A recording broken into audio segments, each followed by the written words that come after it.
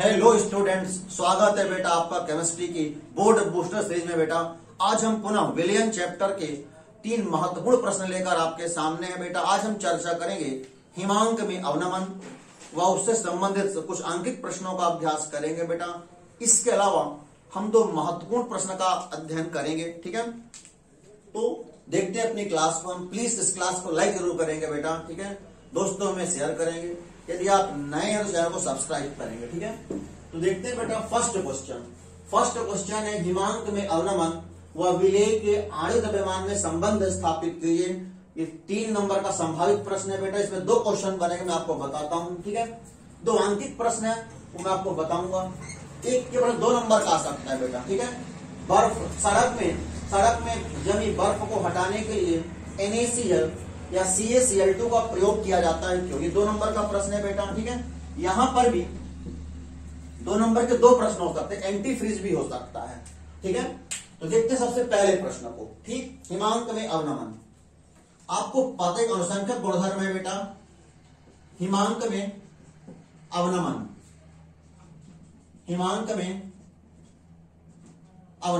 ठीक, हिमांक में अवनमन को इंग्लिश में डिप्रेशन इन फ्रीजिंग पॉइंट। ठीक है, हिमांक में अवनमन को इंग्लिश में बेटा कहते हैं डिप्रेशन इन फ्रीजिंग पॉइंट। ठीक है, डिप्रेशन इन फ्रीजिंग पॉइंट, ठीक है,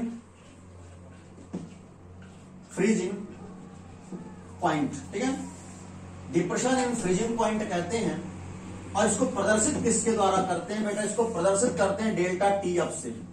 ठीक, डेल्टा TF आपको ध्यान रखना है, डेल्टा TF। ठीक है, ये कहलाता है हिमांक में अवनमन। अब देखिए इसको हम परिभाषित कैसे करेंगे। क्या होता है बेटा कि शुद्ध विलायक का जो हिमांक अधिक होता है, शुद्ध विलायक का हिमांक अधिक होता है बेटा, पर जब उसमें हम कोई अवाष्पशील विलेय को घोलते हैं उसका हिमांक कम हो जाता है।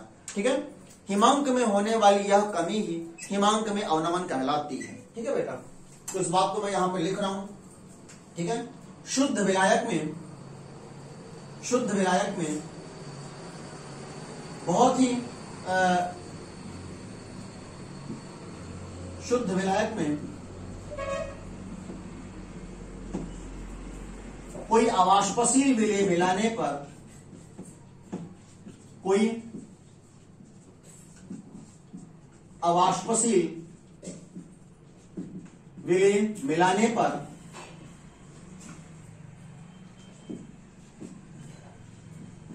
शुद्ध विलायक में कोई अवाष्पशील विलेय मिलाने पर बने विलयन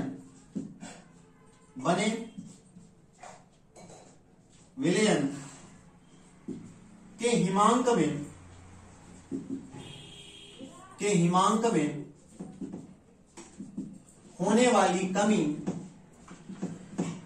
होने वाली कमी हिमांक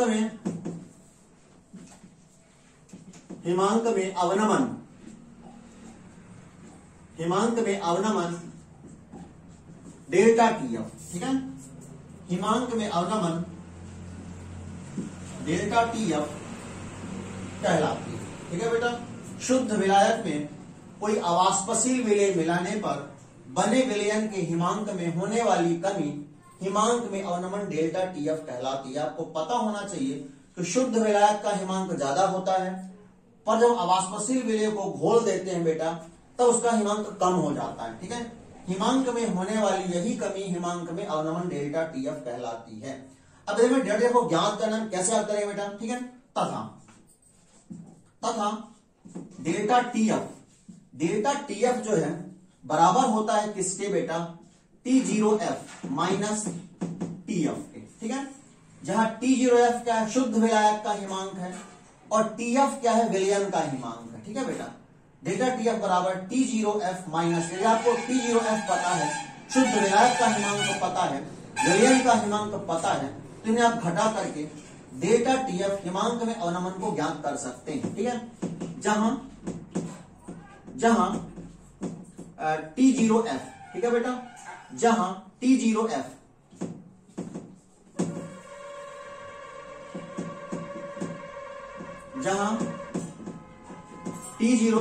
शुद्ध विलायक का हिमांक, शुद्ध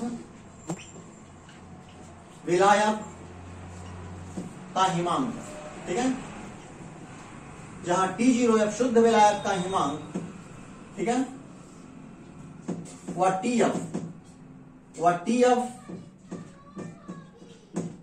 विलयन का हिमांक है, ठीक है बेटा, जहां T0F शुद्ध विलायक का हिमांक TF विलयन का हिमांक है। अब देखिए इसे आप घटाकर एक सूत्र तो ये बनता है, इसे आपको ध्यान रखना है, ठीक है, कि डेल्टा TF को आप याद कर सकते हैं बेटा T0F माइनस TF के द्वारा, ठीक है, इसे आप ज्ञात कर सकते हैं T0F माइनस TF के द्वारा, ठीक है। दूसरा, डेल्टा TF जो है ये प्रोपोर्शनल टू होता है स्मॉल m के, ठीक है, तथा ये भी देखा गया है, तथा डेल्टा TF, ठीक है, ये प्रोपोर्शनल टू होता है स्मॉल m के, विलयन की मोललता भी समानुपाती होता है, ठीक है, अब ये समानुपाती होता है, ठीक है। अब देखिए, तथा डेल्टा TF जब ये हटेगा समानुपाती का निशान तो बराबर आएगा, और एक कांस्टेंट आता है KF, ठीक है, KF जिसमें K भी था यहाँ पे KF हो जाएगा KFM, ठीक है, डेल्टा TF बराबर KFM, एक फार्मूला तो ये बनता है, ठीक है।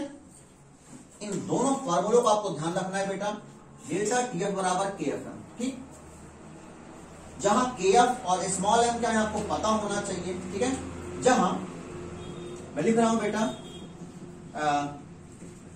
जहां ये है स्मॉल m क्या है, विलयन की मोललता है, स्मॉल m विलयन की मोललता है, ठीक है, वह KF क्या है, KF ये है मोलल हिमांक अवनमन स्थिरांक, ये है बेटा मोलल हिमांक अवनमन स्थिरांक, मोलल हिमांक अवनमन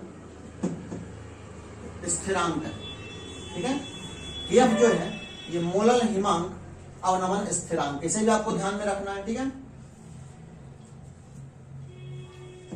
ठीक, इसे हम मोलल हिमांक अवनमन स्थिरांक को बेटा क्रायोस्कोपिक स्थिरांक भी बोलते हैं, ठीक है, या क्रायोस्कोपिक स्थिरांक भी इसको बोला जाता है, आपको ध्यान रखना है, ठीक है। अब देखिए डेल्टा TF बराबर हो गया KFM, या ऐसा भी लिख सकते थे, ठीक है। अब देखिए यहां पर क्या है, यदि हम मान ले स्मॉल m बराबर 1 मान ले बेटा, ठीक है, कि विलयन की मोललता कितनी 1 है, ठीक है, यदि स्मॉल m बराबर 1 है, ठीक है, यदि स्मॉल m बराबर 1 है तब क्या हो जाएगा, डेल्टा TF बराबर हो जाएगा किसके, KF के, ठीक है, तब डेल्टा TF बराबर हो जाएगा बेटा KF के, ठीक है। अब देखिए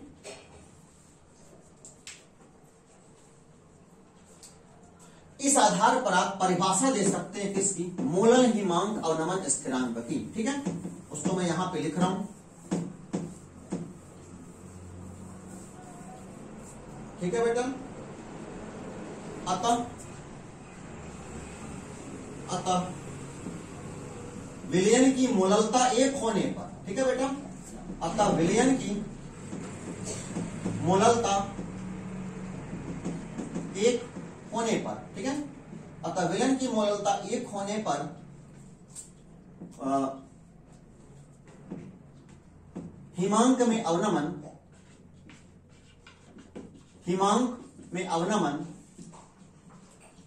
में अवनमन माने क्या, डेल्टा TF, ठीक है बेटा, डेल्टा TF हिमांक में अवनमन मोलल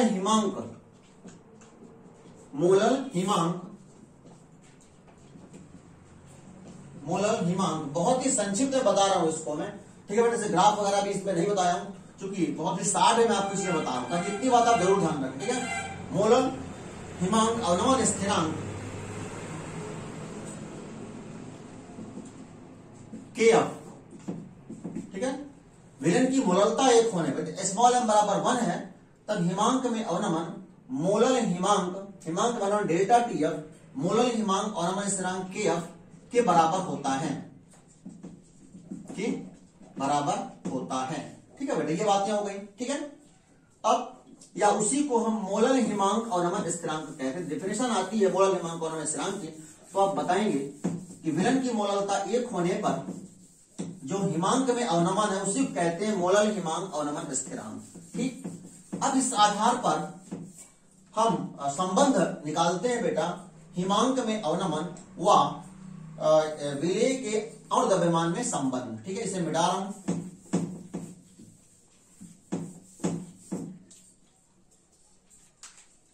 हिमांक में अवनमन,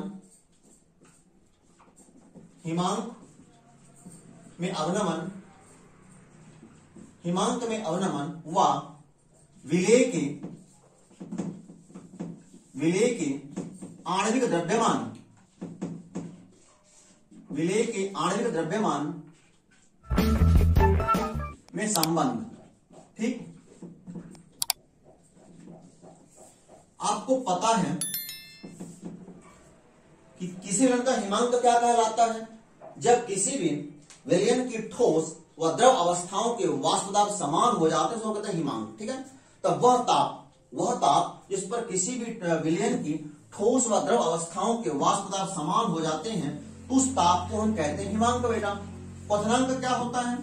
जब विलयन का वाष्प दाब वायुमंडलीय दाब के बराबर हो जाता है क्वथनांक। ठीक है, और इनमें क्रमशः कमी व वृद्धि, यदि क्वथनांक में वृद्धि हो गई तो क्वथनांक में उन्नयन, हिमांक में कमी हो गई हिमांक में अवनमन। ठीक है, अब हिमांक में अवनमन व विलेय के द्रव्यमान में संबंध। ठीक है, इसे आप कैसे करेंगे? देखिए अभी हमने आपको बताया है, क्या बताया हमने? चूंकि, ठीक है, हमने बताया है बेटा चूंकि डेल्टा टीएफ बराबर हमने बताया है कि होता है केएफएम। ठीक है, डेल्टा टीएफ बराबर होता है बेटा केएफएम के। ठीक है, तथा स्मॉल एम मोललता बराबर क्या होता है? मोललता बराबर होता है बेटा WB into 1000 upon MB into WV। ठीक है, स्मॉल एम की वैल्यू आप उठा करके यहां पे रख देंगे सीधे। ठीक है, तब डेल्टा टीएफ बराबर KF। ठीक है, KF into WB into 1000 upon MB into WV। अब आपको चाहिए क्या? आपको द्रव्यमान चाहिए MB।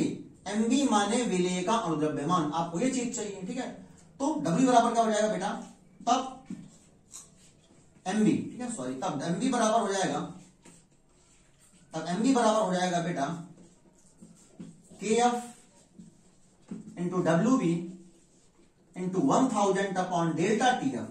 ये यहां पर आ जाएगा। ठीक है, तो डेल्टा TF इंटू WB। ठीक है, ये हो जाएगा विलेय के और द्रव्यमान का सूत्र किसके द्वारा? हिमांक में अवनमन के द्वारा। ठीक है, क्वथनांक में उन्नयन का अलग है, वाष्प दाब में आप इस अवनमन का अलग है। ये है हिमांक में अवनमन के द्वारा विलेय के और द्रव्यमान की गणना का सूत्र। MB बराबर KF into WB into 1000 upon delta TF into WB। ठीक है बेटा, इसे आप ध्यान रखेंगे। ठीक है ना, जहां KF क्या कहलाता है? ये है मोलर हिमांक अवनमन स्थिरांक, WB विलेय का भार, विलेय का द्रव्यमान, डेल्टा TF हिमांक में अवनमन और WA विलायक का द्रव्यमान। ठीक है बेटा, चलिए इसके बाद अब हम देखते हैं अपने क्वेश्चन नंबर 2 को, जो एक अंकित प्रश्न है बेटा।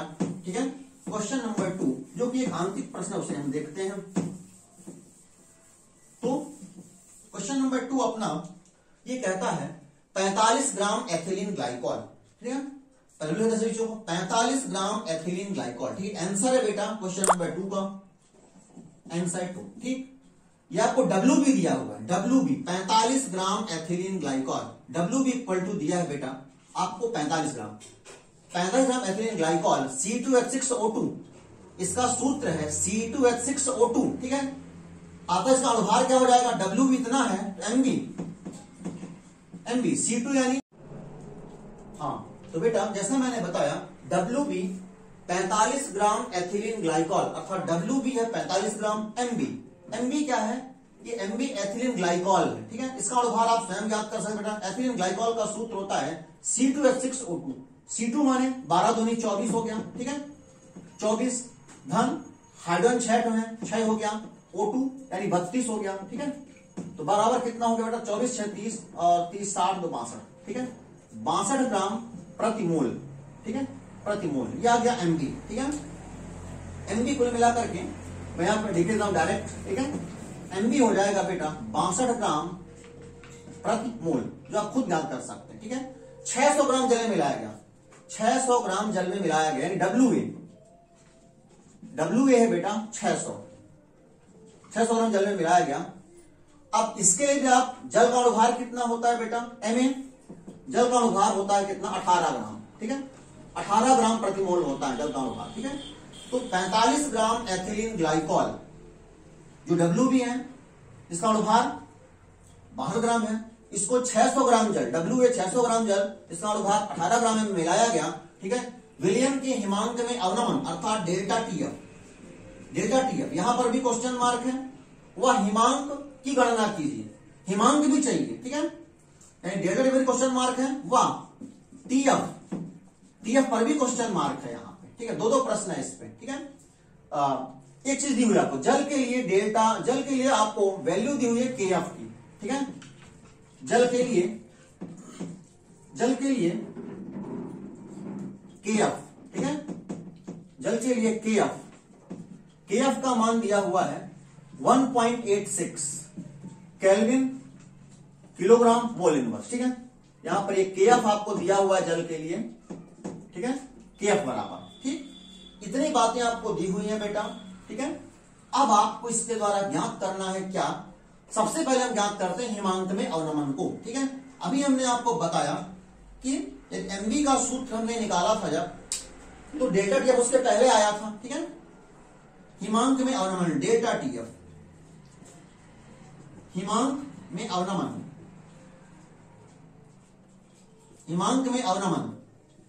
ठीक है, हिमांक में अवनमन डेल्टा टीएफ बराबर, ठीक है, डेल्टा टीएफ बराबर हमने क्या सूत्र बनाया था बेटा KF, ठीक है, KF into WB into 1000 upon MB into WA, ठीक, ये सूत्र होगा डेल्टा टीएफ। अगर MB चाहिए, MB का सूत्र, तो MB यहां आ जाएगा, ठीक है, इसे रख देते हैं बेटा। तब डेल्टा टीएफ बराबर KF कितना दिया है 1.86, ठीक है, इंटू WB कितना है 45 ग्राम, ठीक है, इंटू 1000 अपॉन MB कितना है बेटा 62 ग्राम है, ठीक है, MB है 62 है, इंटू WA विलायक कितना है, विलायक है बेटा 600 ग्राम, ठीक। अब आप इसको हल करते हैं, कैसे हल करेंगे बेटा, सबसे पहले हम ये पॉइंट हटा दें यहाँ पे, ठीक है, पॉइंट हटाएंगे 00 आएगा, ठीक है, 3 जीरो यहां से कटा दे, हाँ काट दे बेटा, ठीक है। अब ये हो गया 16, अब इसको काटते हैं हम लोग, कैसे काटेंगे इसको, आप इसको 60 से काटेंगे, ठीक है, 6 से काट दीजिए आप, 6 दाहम 60, ठीक है, और 6 तिरिक 18, 6 एक कम 6, ठीक है बेटा, 31 आ गया, ठीक है। अब 31 दूनी 62 होता है, आपको पता है, ठीक है, 10 दूनी 20 होता है, कुल मिलाकर ये हो गया 45 अपॉन 20, ठीक है। तो कितना हो जाएगा, आप भाग देंगे, है ना, 10 दूनी 20 या 5 का दें तो 5 चौको 20, ठीक है, 5 नवा 45, ठीक है बेटा। तो 4 दूनी 8 हो गया, ठीक है, पॉइंट आ गया 4 दूनी 8, पॉइंट 4 दूनी 8 हुआ, फिर से बेटा 4 पंचे 20, ठीक है, 2.25 केल्विन, ठीक है, डेल्टा टीएफ आ गया 2.25 केल्विन आ गया, ठीक है। अब देखिए यहां पर एक चीज आपको पता होनी चाहिए, शुद्ध विलायक का हिमांक, ठीक है, शुद्ध विलायक का हिमांक T0F, जल जो है बेटा कितने डिग्री पर जमता है आपको पता है, जल जमता है 0 डिग्री पर, ठीक है ना, 0 डिग्री पर जल जमता है, ठीक है। सिर्फ जब बदले केल्विन में तब क्या हो जाएगा 273.15 केल्विन बराबर होता है 0 डिग्री सेल्सियस के, ठीक है ना, 273.15 केल्विन बराबर होता है 0 डिग्री सेल्सियस, ठीक है ना। तो उसमें जुड़ जाएगा ये हो जाएगा T0F इक्वल टू 273.15 केल्विन, ठीक है, 0 डिग्री सेल्सियस बराबर होता है 273.15 केल्विन के, ठीक है। अब यहां से आप निकाल सकते हैं, आपको मिल गया हिमांक में अवनमन, ठीक है, अतः डेल्टा टीएफ बराबर आ गया 2.25 केल्विन, ठीक है। अब आप निकाल सकते हैं किसको, टीएफ को, ठीक है, तथा हिमांक में अवनमन, देखेंगे कैसे निकालते हैं हिमांक में अवनमन, ठीक है। हिमांक में अवनमन, हिमांक में अवनमन। देखिए क्वेश्चन नंबर ए था आपका, ये बी था, ठीक है। हिमांक में अवनमन जो है, हिमांक में अवनमन को आप कैसे याद करेंगे, इसे आप याद करेंगे बेटा टीएफ, ठीक है। आपको टीएफ चाहिए, ठीक है, टीएफ। टीएफ कैसे याद होगा, आपको पता है डेल्टा टीएफ बराबर, ठीक है, चूंकि डेल्टा टीएफ बराबर होता है किसके, T0F माइनस टीएफ के, ठीक है। डेल टीएफ बराबर होता है T0F माइनस टीएफ के, ठीक है। तब टीएफ बराबर हो जाएगा T0F माइनस डेल्टा टीएफ, ठीक है। T0F माइनस डेल्टा टीएफ के, ठीक है बेटा, इसे आप ध्यान रखेंगे। तब टीएफ बराबर हो जाएगा बेटा T0F माइनस डेल्टा टीएफ के, ठीक है। अब देखिए T0F कितना है, 273.15 केल्विन, ठीक है। इसलिए वैल्यू रख देंगे। T0F है बेटा, टीएफ बराबर 273.15, ठीक है, माइनस डेल टीएफ कितना आया था, डेल टीएफ आया 2.25 केल्विन, 2.25 केल्विन, ठीक है। घटाने पर कितना आएगा, जब आप घटाएंगे, घटाने पर ही आएगा बेटा 270, ठीक है। 273.15 में आपने घटाया 2.25 को, ठीक है। 5 में 5 गया, कुछ नहीं, ठीक है। 11 में 2 गया, 9, ठीक है। और 3 में 3 गया, कुछ नहीं, 270.90, ठीक है, केल्विन, ठीक। तो आ जाएगा टीएफ इसका, ठीक है बेटा। अतः टीएफ आपको कितना मिल गया, टीएफ मिल गया बेटा, टीएफ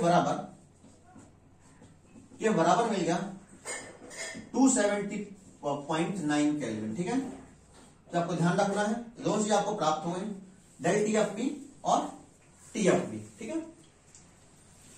अब हम देखते हैं अगले सवाल को। ये बहुत अच्छा सवाल है, बहुत सरल सवाल है बेटा, ठीक है। संभावित प्रश्न है ये, आपके बोर्ड एग्जाम में आ सकते हैं, ठीक है।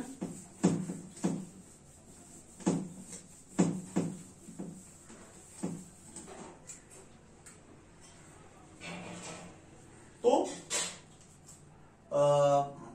क्वेश्चन नंबर 3 का आंसर मैं बता रहा हूं, ठीक है, यानी आंसर नंबर 3, ठीक है। एक विद्युत अपघट्ट के 1 ग्राम को, यहां पे डब्ल्यू भी दिया है बेटा 1 ग्राम, आपको डब्ल्यू भी दिया है 1 ग्राम, ठीक है। एक विद्युत अपघट्ट के 1 ग्राम को 50 ग्राम बेंजीन में घोलने पर, ठीक है, WA ये दिया है बेटा 50 ग्राम, ठीक है। 50 ग्राम बेंजीन में घोलने पर इसके हिमांक में 0.40 केल्विन की कमी हो जाती है, ठीक है। घोलने पर इसके हिमांक में 0.40 केल्विन की कमी हो जाती है, अर्थात हिमांक में अवनमन, ठीक है। डेल्टा टीएफ ये दिया है 0.40 केल्विन, ठीक है, कमी हो जाती है। बेंजीन के लिए केएफ भी दिया हुआ है, ठीक है। बेंजीन के लिए केएफ जो है दिया है आपको 5.12 केल्विन किलोग्राम मोल इनवर्स, ठीक है। कमी हो जाती है, तब इसमें आपको गणना करनी है बेटा एमबी की, ठीक है। तब विलेय का आप द्रव्यमान ज्ञात करना है, ठीक है, एमबी। यहां पर क्वेश्चन मार्क है एमबी में, ठीक है। क्वेश्चन मार्क कहां पर बेटा, एमबी में, ठीक है। एमबी आप कैसे याद करेंगे, आपको पता होना चाहिए सूत्र बेटा, ठीक है। चूंकि आपको पता है एमबी बराबर क्या सूत्र हमने लिखा था, के एफ इंटू डब्ल्यू बी, ठीक है। K F into W B into 1000 upon delta TB, ठीक है, delta TB into W B, ठीक है बेटा। अब रख देंगे मानों को। एमबी बराबर के एफ कितना है आपका, के एफ है बेटा 5.12, ठीक, इंटू डब्ल्यू बी कितना है, इंटू डब्ल्यू बी है 1 ग्राम, ठीक है, 1 ग्राम है बेटा, ठीक है। 1000 अपॉन डेल्टा टीबी कितना है delta TV delta TF sorry यहाँ पे डेल्टा टीएफ, ठीक है। डेल्टा टीएफ है बेटा 0.40, ठीक है, इंटू डब्ल्यू में कितना है 50 ग्राम है बेटा, ठीक है। अब इसे हल करेंगे, इस पॉइंट को हटाएंगे पहले आप, ठीक है, यहाँ पे डबल जीरो आ जाएंगे, ठीक है, ये हो गया 512, ठीक है। और आप इस पॉइंट को भी हटा दीजिए, ठीक है, तो यहां भी आपका 100 हो जाएगा, ठीक है। कुल मिलाकर ऐसा हो गया आपका 512, ठीक है, गुणे 100 गुणे 1000, ठीक है बेटा, अपॉन 40 और इंटू 5000, ठीक। अब देखिए, अब इनके पॉइंट सबको हम जीरो को हटा दें, ठीक है, 3 जीरो यहाँ 3 जीरो गए, ठीक है, 0 से 0 गया, ठीक है, 5 दूनी 10 भी हो गया, ठीक है, और 2 दूनी 4 भी हो गया, ठीक है, 2 दूनी 4 भी हो गया, मैंने भाग दिया तो 2 दूनी 4 है ना, और 2 पंचे 10, ठीक है, एक बचा तो सबके 12, ठीक है। एमबी बराबर आ गया बेटा, तब एमबी बराबर आ गया 256 ग्राम 256 ग्राम प्रति मोल, ठीक है, ये आ गया, इसे आपको ध्यान में रखना है, ठीक है। ये आ गया इसका एमबी अनुभार, ठीक है। कमी हो जाती तब बेंजीन का अनुभार याद कीजिए, ठीक है बेटा, बेंजीन का एमबी पर यहाँ पे क्वेश्चन मार्क है, ठीक है, अनुभार याद करना है, ठीक है। क्वेश्चन नंबर 4 को देखते हैं, बहुत अच्छा प्रश्न है, 2 नंबर में आ सकता है बेटा। सड़क में जमी बर्फ को हटाने के लिए सड़क में जमी बर्फ को हटाने के लिए NaCl या KCl का प्रयोग किया जाता है, क्यों, ठीक है। देखिए NaCl का प्रयोग क्यों किया था, आपको पता होना चाहिए कि सड़क पर जब बर्फ जमती है तो वहां पर बल उसका हिमांक ज्यादा रहता है, ठीक है ना। लेकिन यदि आप NaCl को मिलाते हैं, NaCl क्या करता है, द्रव के हिमांक को कम कर देता है, ठीक है। जब कम कर देगा तो बर्फ जल में बदल जाएगी, जल बदल जाएगी तो रोड अपनी जो है रोड का अवरोध समाप्त हो जाएगा, ठीक है बेटा। इसको मैं लिख रहा हूं आंसर को, ठीक है। सड़क में जमी बर्फ के कारण यातायात में अवरोध ठंडे प्रदेशों में ऐसा होता है, ठीक है, यातायात में अवरोध उत्पन्न होता है, ठीक है। इस बर्फ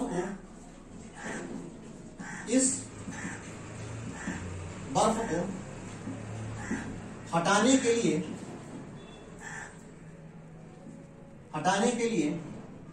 इस पर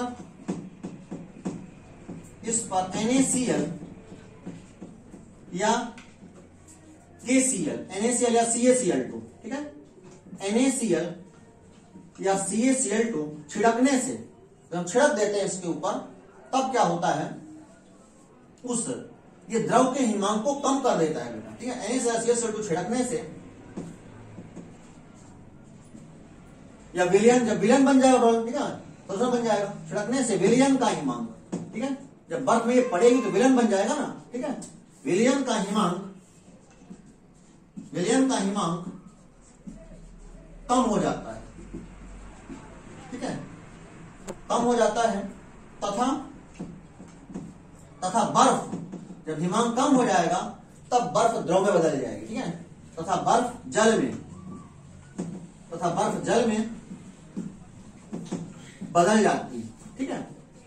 ठंडे प्रदेशों में ऐसा होता है, ठीक है ना, वहां बर्फ जम जाती है, उसे हटाने के लिए नमक छिड़कते हैं, जब नमक छिड़केंगे तो हिमांक घट जाएगा, क्योंकि आपको पता है कि जब हम हिमांक के आवागमन यही तो होता है भाई, जब हम किसी भी विलायक में, शुद्ध विलायक में अवाष्पशील विलेय को घोलते हैं उसका हिमांक कम हो जाता है। NaCl का अवाष्पशील विलेय, इसको जब हम घोलेंगे बर्फ में या किसी भी द्रव में, ठीक है ना, तो उसका हिमांक कम हो जाएगा, तो हिमांक कम हो जाता है तथा बर्फ जल में बदल जाती है, वह यातायात में अवरोध नहीं होता, ठीक है बेटा, अवरोध नहीं होता, ये इसका कारण होता है, ठीक। सड़क में जमी बर्फ के कारण यातायात में अवरोध उत्पन्न होता है। इस बर्फ को हटाने के लिए इस पर NaCl या CaCl2 छिड़कने से विलयन का हिमांक कम हो जाता है, ठीक है, कम हो जाता है तथा बर्फ जल में बदल जाती है, वह यातायात में अवरोध नहीं होता, ठीक है। इसमें सेकंड पॉइंट जुड़ा हुआ एंटी फ्रीज, ठीक है। एंटी फ्रीज क्या होता है? एंटी फ्रीज, ठीक है। एंटी फ्रीज भी ऐसे ही पदार्थ हैं, ठीक है। वे पदार्थ जल के हिमांक को कम कर देते हैं, ठीक है, वो कहलाते हैं बेटा एंटी फ्रीज, ठीक है। जैसे एथिलीन ग्लाइकॉल एक उत्तम एंटी फ्रीज होता है। अब एंटी फ्रीज का उपयोग जो है, ये आपका NaCl भी एक एंटी फ्रीज ही है, ठीक है ना।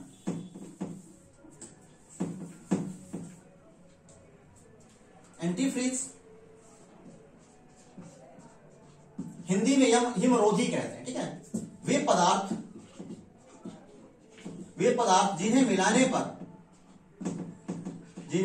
पर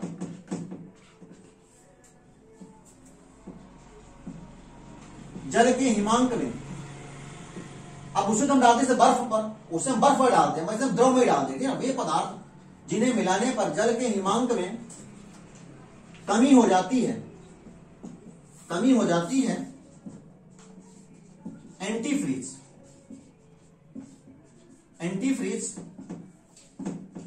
कहलाते हैं, ठीक है। जैसे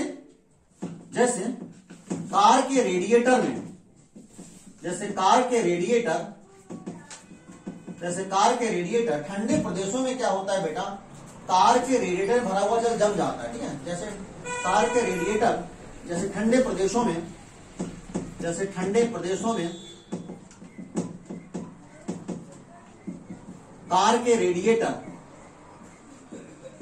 कार के रेडिएटर में भरे जल को जमने से रोकने के लिए उसमें एंटी फ्रीज के रूप में एथिलीन ग्लाइकॉल